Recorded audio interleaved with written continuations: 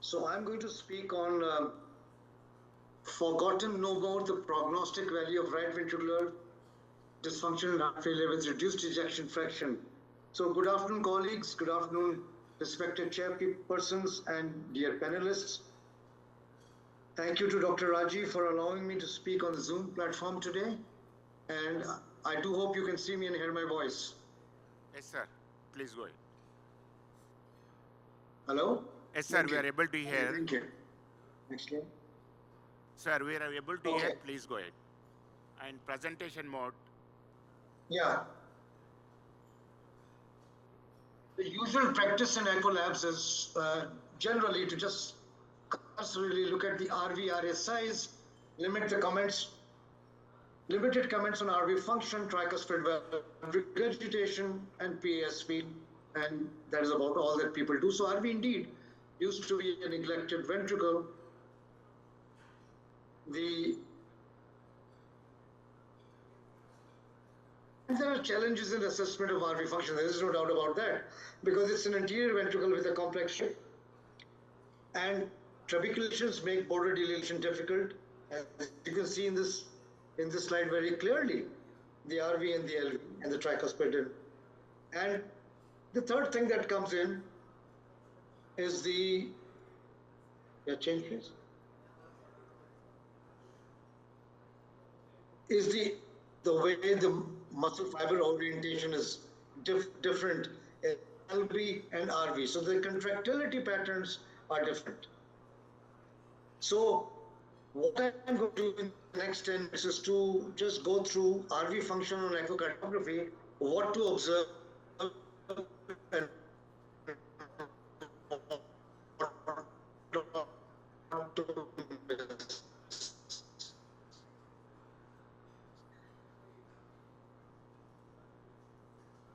this regional and global function.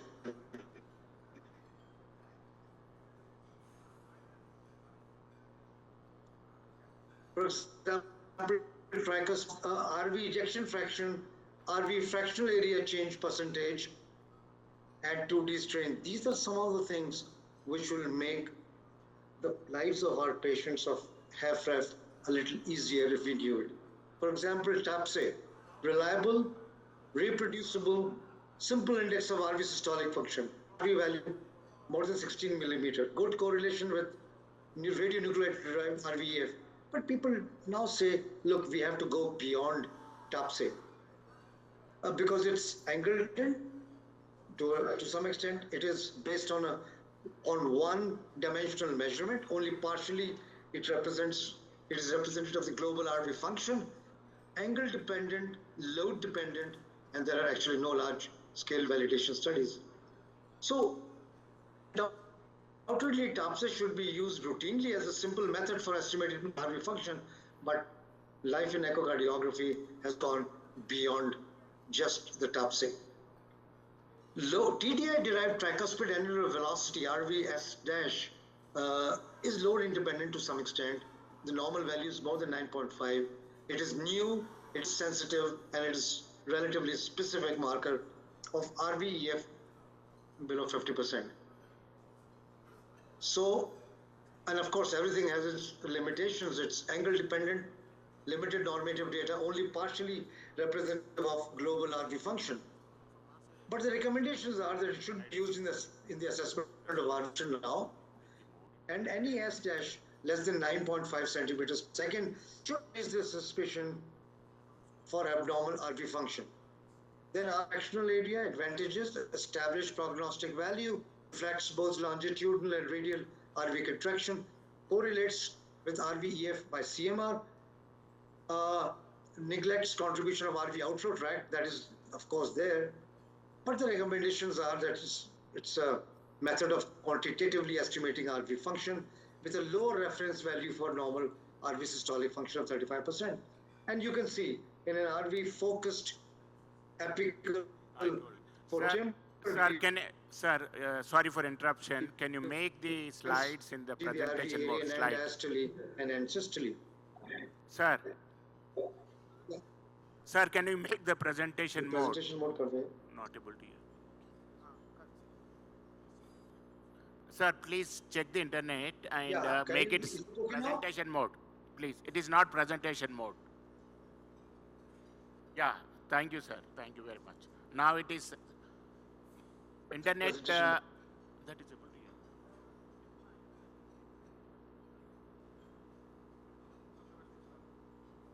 hear. Sir, thank you. You can go ahead, sir, please. Is it presentation mode now? Yeah, yes, sir. Okay, thank you. And so this is what we are coming to, that we should be now taking routinely RV strain, and the thing that is coming into focus right now is the RV-FrEFD strain, which is believed, and I'll come to the prognostic value. Now, can you see the slides, please? Yes, sir. Please go ahead, sir. We are able to see. So coming to the case, there's a 66-year-old male presented in the ER, complaints of dyspnea and exertion since 2 days, post-CABG patient, history of diabetes and hypertension. Prior coming to my department at Medanta, he got admitted in neighboring institutions at least 4 times due to deteriorating failure with reduced ejection fraction.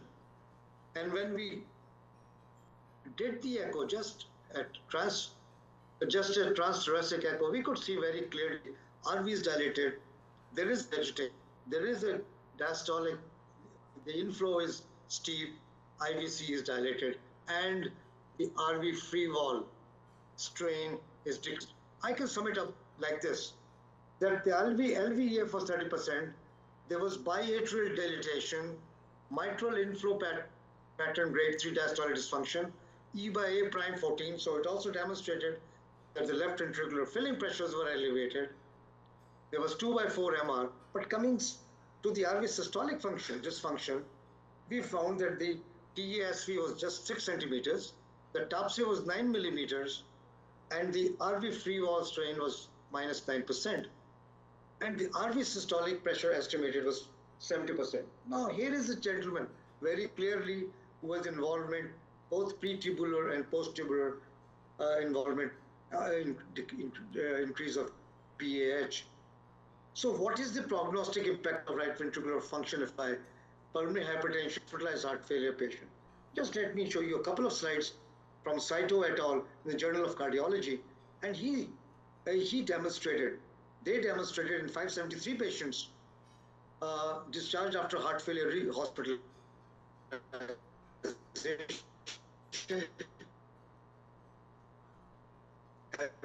HFrEF, they were grouped according to RV dysfunction.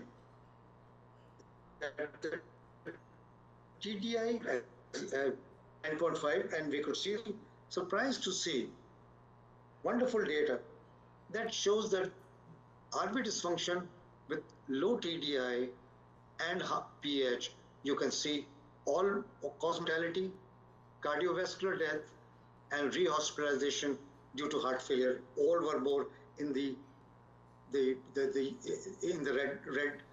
pink slide. So you can see that in the follow approximately 4 years, those who had PAH and those who had TDI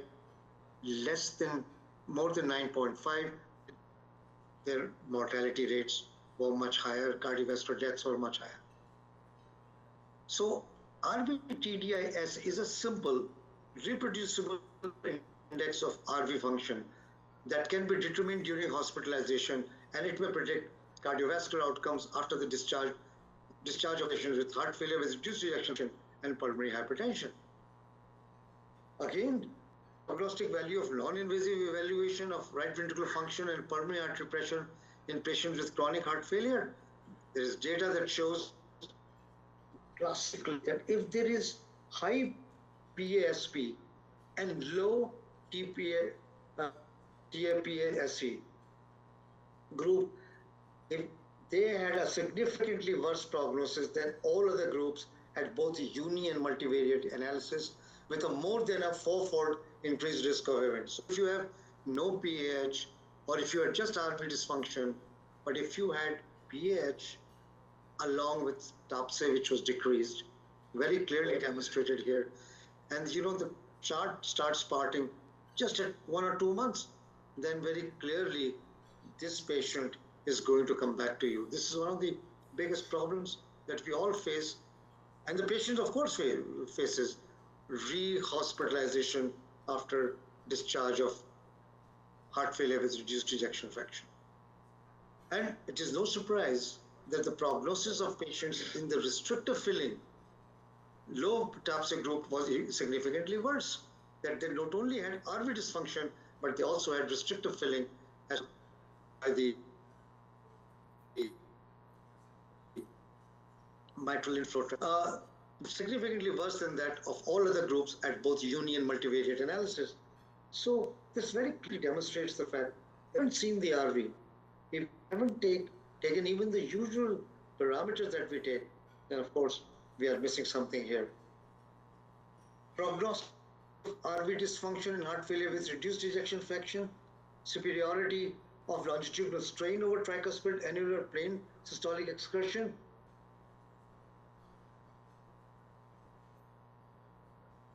A group from Italy demonstrated, and they put one case for us that the TAPSE was 18 millimeters. The tissue Doppler, the TDI S dash was 10 centimeters. The fractional area short was 35%. But if you look at the RV free wall strain, that was decreased. And these are look at just the RV free wall strain. If that was decreased, you will see a worse prognosis. So the point is not that what will we believe, one or two things. No, we are going to do a comprehensive evaluation of the right ventricle and the right ventricle just by echocardiography and importantly Doppler echocardiography, and importantly adding to that the strain pattern. And then we have a whole picture of where this patient is going. Obviously, when you're discharging the patient, when we discharge the patients, the relatives will always feel good, but they say, sir, I hope everything is fine. But you know that if somebody's other parameters are deranged, they're likely to come back. So these are the patients who can actually be even kept on telemedicine assessment. So in patients with chronic heart failure with reduced ejection fraction, detailed assessment of the RV function through measurements of longitudinal strain of RV free wall strain is able to predict outcomes during follow-up, independent and incrementally to TAPSE recognized clinical echocardiographic predictors of events. It's not that TAPSE will go out of the window today. No, we are going to put everything in perspective and then take the patient and see where he is going. Among patients with preserved TAPSE, there is still therefore a proportion of patients in whom longitudinal function of RV may actually be impaired when assessed by using strain analysis through STE. So as in most things, STE is making its impact felt slowly, but definitely incrementally. So in patients with heart failure with reduced ejection fraction, you can see poor outcomes. If there is RV dysfunction, there is poor outcome regarding EF. There's higher mortality, higher hospitalization for worsening heart failure, and sharper decline in the first year event-free survival after diagnosis. So it's not all bad news, but it's telling us that, you know, don't ignore the right ventricle. And now, with the newer equipment and with our own thinking, there are ways and means that we can preempt ourselves that, look, this gentleman may require closer observation. So right ventricular dysfunction affects patients' prognosis and is an independent predictor in patients with congestive heart failure and left ventricular systolic dysfunction. And this is Journal of Cardiology.